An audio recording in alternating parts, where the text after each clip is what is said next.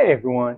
So the plan was this week is after having rigged my Eep and Doodle models last week, I was going to jump in full on and start animating with Eep and Doodle. I realized very quickly that I jumped in over my head. I got caught up in the minutia of all the controls for all the layers and all the objects I had, and I decided that I needed to step back and do what I said originally and learn how to use the software.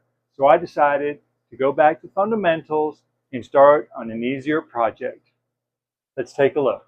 So after I started trying to do some animations with Eep and Doodle, honestly, I was just going to have a little jump, head tilt, wave, and I got caught up into the physics, the ears moving, the tail moving, getting all the parts moving. I got caught up in the details and realized I needed to step back a minute. That's when I decided to go to one of those exercises I told you about last week, just a bouncing box. So I created a model and I just made a simple box jump. Tell you what, let me show you some videos of me working on these and you have a better understanding of what's going on.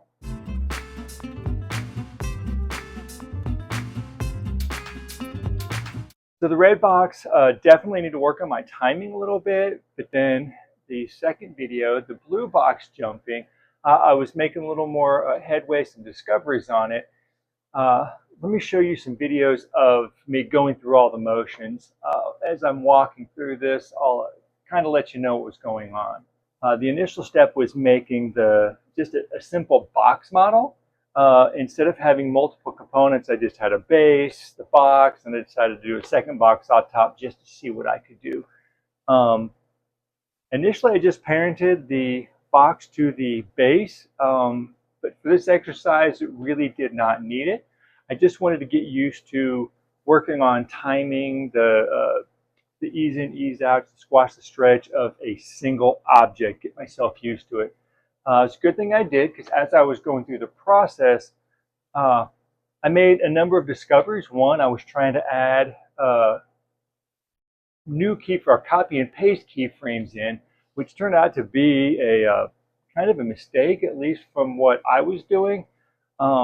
Discover that if I would just take and put my entire timeline down that I wanted to do, did motion tweens between it, and then I was able to go in and select the frames I wanted to and tell it to add a keyframe at that point in time, and was allowing me to make adjustments and movements within it. I also discovered double clicking on the object's keyframe or on the object's timeline allowed me to open up and have controls for those individual movements. Definitely need to work on my timing a little bit better, but the process became a little bit clearer for me. It just took a while to get used to the motion, so definitely think that going to a single object and trying to make it have proper movement was a much better idea than multiple objects at the same time. I definitely see the benefit of the software, and I think that I will be able to make headway with it, but instead of getting caught up in trying to do everything all at once, I need to focus on a primary object and then work my way downward to the smaller objects that are attached to it.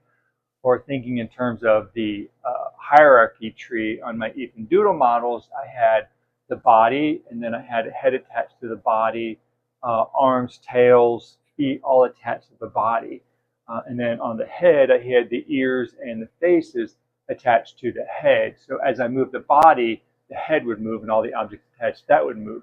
And then when the head would move, the ears and the mouth and the nose all would attach and move with that. I got caught up in trying to do everything at once. My next plan is to actually just make a simplified version body head and get used to movements with just those. Once I get more familiar with that and build up some muscle memories, then I can add in the movements on the ears, the face, the tail, the feet, arms, and get it all moving in conjunction. I think I overwhelmed myself. So going into a little more simple, I think, is going to be a better option for me learning and just building the muscle memory that I need in the software. Reading articles online and watching other YouTube videos out there about Adobe Animate, there's a lot it can do. eventually may end up moving things into After Effects too for additional effects. But right now, 100% want to use the KISS method. Keep it simple, stupid. And that is definitely where I'm at right now. Instead of trying to make a masterpiece, I just need to learn software and learn what it can do. And I will continue sharing with what I'm doing with you guys, but that's where I'm at right now. The plan this coming week is to, like I said, I will probably continue on with a couple simple box shapes or geometric shapes. Probably the triangle with a head shape on it so I can get used to more of what the shape is for Eep and Doodle, get used to moving those around. There's also a couple other exercises so I can figure my timing out better. One that I looked at, I'll see if I can find a link to it and share it below.